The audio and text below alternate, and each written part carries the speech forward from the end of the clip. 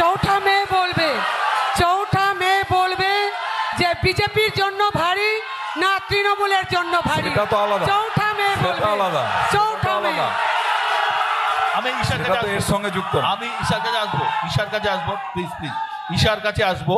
অ্যাডজুডিকেশনে বাদ যাওয়ার পর ভোটার তালিকায় নাম তোলার এখন একটাই রাস্তা, ট্রাইব্যুনাল। আর তো অপশন কিছু নেই। কিন্তু সেই ঝামেলা ভোটার আগে মিটবে এরম সম্ভাবনাও নেই। তাহলে লক্ষ লক্ষ ভোটার হয়তো বৈধ ভোটার, হয়তো জানা নেই বৈধ ভোটার, তাই তো তারা বিচারটাও তো পাবে না। তা এদের তো বিধানসভা নির্বাচনে ভোটও দিতে পারবেন না।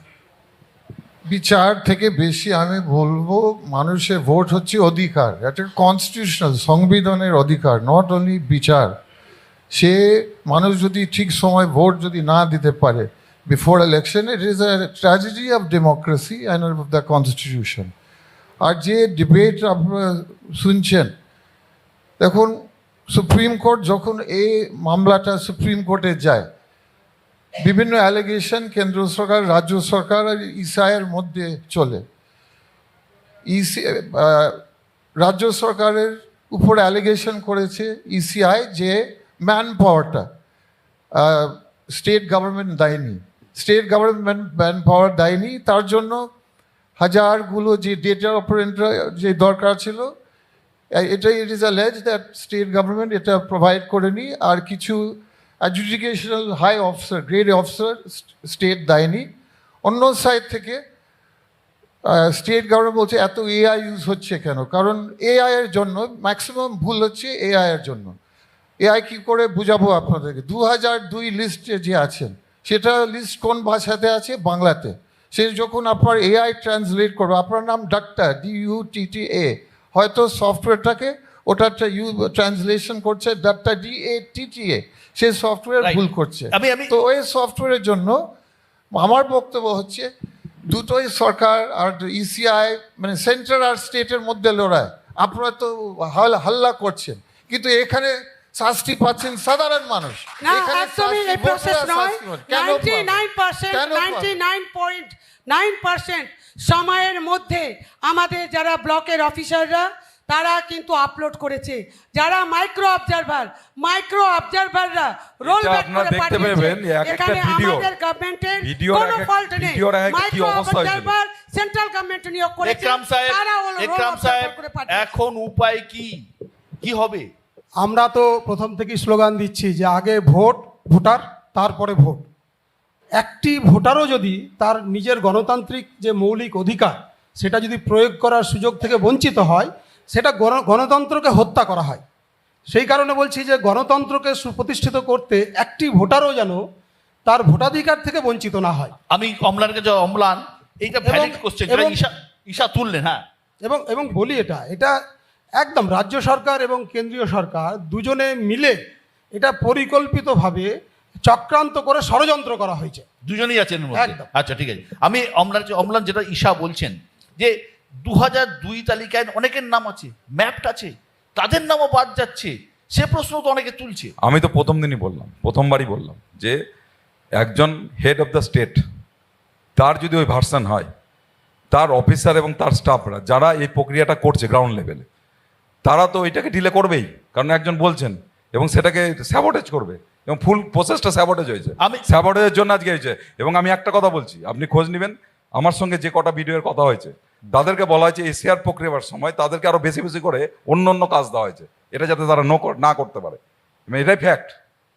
মানে আপনি বলছেন তৃণমূল চক্রান্ত করে তৈরি করছে? একদম। একেবারে বাজে তৃণমূল কথা। চেয়েছিল এসিআর হবে না, তৃণমূল চেয়েছিল এসিআর হবে না, আমরা এইভাবেই ভোট করে নেব। হ্যাঁ, কারণ এই যে একটা ক্লিয়ার, তৃণমূল কংগ্রেস ময়দানে যেমন লড়াই করেছে, তৃণমূল কংগ্রেস আইনে যেমন গিয়ে লড়াই করেছে, মমতা ব্যানার্জিকে আমরা দেখেছি 2001 সালে, মমতা ব্যানার্জিকে আমরা দেখেছি 2001 সালে, কংগ্রেস পাশে দাঁড়িয়েছে। 2001 সালে মমতা ব্যানার্জিকে আমরা দেখেছি যে অনুপ্রবেশকারীদের লিস্ট নিয়ে পার্লামেন্টে গিয়ে সেটা ছুড়ে ফেলে দিয়েছেন। আর আজকে তিনি আবার কি মন্ত্রে সেটাকে সাপোর্ট করছেন, এটা তো আমরা বুঝতে পারছি না। করা তিনি হয়েছে এসআর এর পক্ষে এবং কথা বলেছিলেন SIR এর নামে 2001 সালে আজকে যারা আর আজকে সংখ্যালঘু এসে এবং কোন SC, মন্ত্রে ST তিনি আবার তার যেভাবে বিরোধিতা করছেন তাদেরকে- এটা বুঝতে পারছি না। তখন আচ্ছা। বামফ্রন্ট নাকি অনুপ্রবেশকারীদের ভোটে জিততো, আর আজকে তাহলে কি অনুপ্রবেশকারীর ভোটে তৃণমূল জিতছে? আজকে আমি প্রশ্ন তার জন্য করতে এই ডিলে। চাই আজকে বিজেপিকে আমি প্রশ্ন করতে চাই যে ইস্যুকে কেন্দ্র করে আজকে এসআইআর যে অনুপ্রবেশকারী এখানে আছে তাহলে- রোহিঙ্গা ঢুকে আছে, আমি আজকের দিনে জানতে চাই অনুপ্রবেশকারীর সংখ্যা কত আজকে রোহিঙ্গার অনেক সংখ্যা জায়গায় কত? গ্রামের পর আজকে গ্রাম আমি জানতে চাই। এসআর ঘোষণার আমরা পর সকল অনেক ভোটার, জায়গায় গ্রাম আজকে ফাঁকা হয়ে আমরা গেছে। জানতে চাই, কলকাতার আজকে বস্তি ফাঁকা হয়ে গেছে, অনুপ্রবেশকারী নয়, মানুষকে পাওয়া রোহিঙ্গা যাচ্ছে না। নয়, মুসলিমদের তারা নাম কাট সবাই চলে করাইছিল গেছে। বিজেপির মূল আমি আমি এজেন্ডা। আমি অনেক জায়গায় ঈশার এটা কাছে আসবো। অম্লান বলছেন অনেক গ্রাম নাকি ফাঁকা হয়ে গেছে, বহু মানুষ চলে গেছে, লক্ষ লক্ষ রোহিঙ্গা রয়েছে। এক্স্যাক্টলি কংগ্রেস কি ভাবছে, আপনি কি ভাবছেন, আপনার দল কি ভাবছে, কি মানে এই এত লোকের নাম বাদ যাওয়া ভোটে কতটা এফেক্ট ফেলবে? দেখো, এটা এখন সুপ্রিম কোর্টে হাত আছে, সুপ্রিম কোর্টে পুরা কন্ট্রোল করছে প্রসেসটাকে। তো supreme court is the last space of justice. Supreme কোর্টের উপরে আমরা বিশ্বাস রেখেছি, কিন্তু আমাদের একই বক্তব্য, আগে ভোটার তারপরে ভোট, না হলে it is not a vote, it is a vote. যে রাহুল গান্ধী বলেছেন ইট ইজ ভোট চুরি। যদি সব ভোটাররা সুযোগ না পায়, তাদের কনস্টিটিউশনাল রাইট না পায়, আর ডোজ টাকার আপনি দেখছেন এখানে একটা বাইপোলার পলিটিক্স।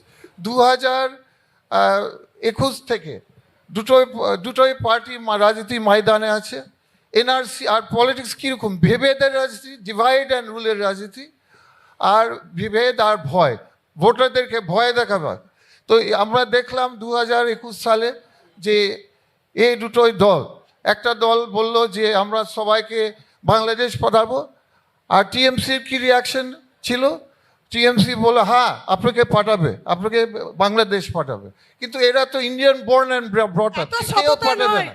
এটা কংগ্রেস হচ্ছে বাইপোলার খোলা জলে মাছ পলিটিক্স। ধরবে। বিষয়টি হচ্ছে পলিটিক্স এটা কংগ্রেস একদম আমরা মানি না, একেবারেই নয়। এবং আমরা যে আমাদের কংগ্রেস ঠান্ডা ঘরে বসে বন্ধু থাকবে, বলেছে কাজ করবে তৃণমূল, আর ভোটের সময় বলবে আমাকে ভোট দাও। পলিটিক্সের চক্রান্ত, তো মানুষ কংগ্রেসের তো কোনো এটা কাজ জিজ্ঞেস নেই, করবে না। পাবলিকের সঙ্গে বিষয়টি যোগাযোগ যেটা- জিজ্ঞেস নেই, করবে মানুষ। কোনো যোগাযোগ নেই Binary পাবলিকের politics, সঙ্গে, বিষয়টি কোনো একটা- যোগাযোগ নেই। বিষয়টি ভোটের থেকে একটা সময় বলা আমাকে হলো। ভোট দাও, একটা- বসে থাকো, মানুষের পাশে যাবেন। দুজনের কাছে আসবো। আপনিও কি মনে করেন বাইনারি পলিটিক্স হচ্ছে? ইয়েস, একদম 100%। কারণ আমরা বরাবর বলেছিলাম যে এসআর হোক, এসআর তো হতেই হবে। মৃত ভোটার যারা স্থানান্তরিত হয়ে গেছে তাদের ভোটার বাদ যাবে, কিন্তু যদি এই এসআরকে মধ্যে যদি পলিটিসাইজ ঢুকিয়ে দেওয়া যায়, যদি রাজনীতি ঢুকিয়ে দেওয়া যায়, তাহলে যা হয় তাই হচ্ছে। সাবিনা, এবং আপনারা আপনারা বাইনারি প্রথমে এসআর যখন প্রথমে আমি আমাদের এখন মুখ্যমন্ত্রী এক বলছিলেন মিনিট, করতে দেব না, আপনারা এক মজা মিনিট বলি। দেখছিলেন। সেটা তখন হচ্ছে আপনারা যে কিছু বলেননি বিষয়টা। ধরুন এখনো তখন না ঠিক কংগ্রেস রাজনীতি। বলেছেন না সিপিএম বলেছেন। বাইনারি এখন পলিটিক্স যখন আপনারা গন্ডগোলে নেপোই মারে দই করবেন 2000 আপনারা, সেটা আপনাদের হবে না। 2019 নেপোই মারে সাল দই থেকে- আপনাদের দিয়ে হবে না। 2019 যেটা আপনারা ভাবছেন ওইটা হবে না। 2019 সাল থেকে দুটো দল বাইনারি 2019 পলিটিক্স করছে, সাল থেকে অভিযোগ করছেন। binary politics প্লিজ, চলছে। একরাম সাহেব, প্লিজ প্লিজ। 2019 দুটো দল সাল থেকে বাইনারি চলছে। করছে, অভিযোগ করছেন ঈশা খান চৌধুরী, অভিযোগ করছেন আমি একরাম হোসেন। একটাই বলবো, হ্যাঁ। বিষয়টি হচ্ছে ওনারা যেটা বলছেন যে বৈধ ভোটার কেউ তাদের অধিকার, ভোট দিতে না পারলে ভোট হওয়া উচিত না। তবে এটাও তো ঠিক, অবৈধরা ভোটার দিয়ে বারে বারে গভর্নমেন্ট আনবে, সেটাও যাতে আটকাতে হয়। আপনি কি তাহলে কি মনে করছেন? সেটাও তো ঠিক। আর আপনার কাছে প্রশ্ন ওনারা করতে যেটা চাই। ঠিক আছে, শুনবো। হ্যাঁ, সাবিনা বলুন। আমি তাহলে আপনাকে প্রশ্ন করতে চাই যে এই যে 60 লাখ ভোটারকে আপনারা আন্ডার অ্যাডজুডিকেশন করে দিয়েছেন মমতা ব্যানার্জি- এবং সুজাপুর বিধানসভায় মমতা ব্যানার্জি- 1,34,000 লোককে মমতা ব্যানার্জি আন্ডার অ্যাডজুডিকেশন 2001 করেছেন। সালে তাহলে কোন পার্লামেন্টে বেসিসে অনুপ্রবেশকারীদের লিস্ট আন্ডার নিয়ে অ্যাডজুডিকেশন করেছেন? পশ্চিমবঙ্গের তার তিনি মানে উপস্থিত আমরা হয়েছিলেন এখানকার নাগরিক এবং নয়। তার কথা শুনেনি আমরা কি বলে এখানকার তিনি নাগরিক সেই নয়? লিস্ট ফেলে চলে যদি এসেছিলেন। নাগরিক না এটা হয়ে মমতা থাকে, ব্যানার্জি জানেন তাহলে সবচেয়ে ভালো আপনাকে proof যে কত করতে হবে। অনুপ্রবেশকারী এখানে যদি আছে। 1 তারা লক্ষ তখন বামফ্রন্টে ভোট 34,000 দিত, লোক এখন নাগরিক তাকে ভোট না দেয়। হয়ে থাকে, তার জন্য তাহলে চিন্তা আপনাকে ভাবনাটা প্রমাণ করতে পাল্টে হবে যে তিনি আমরা এখন নতুনভাবে বাংলাদেশী করতে যাচ্ছেন। না পাকিস্তানি আমার প্রশ্ন, না রোহিঙ্গা, আমার প্রশ্ন। সেটা প্রমাণ করতে আমি আসছি। বিজেপিকে কিন্তু আমি হবে। আসছি, ঈশার কাছে আরেকবার আসছি। বাইনারি পলিটিক্স কেন বলেছি? হ্যাঁ, শুনুন। ধরুন 2014 পর থেকে রাম মন্দিরের গল্প, আরে নেপোই মারে তারপরে দই হবে না, পাকিস্তান যুদ্ধ, বেকার। তারপরে এটা বেকার, পুলওয়ামা, আবার জিরো। 370 নেপোই ধারা, মারে দই নেই। করোনা, নোটবন্দি, জিএসটি, এনআরসি, সিএ, আর তারপরে এসআর। ঠিক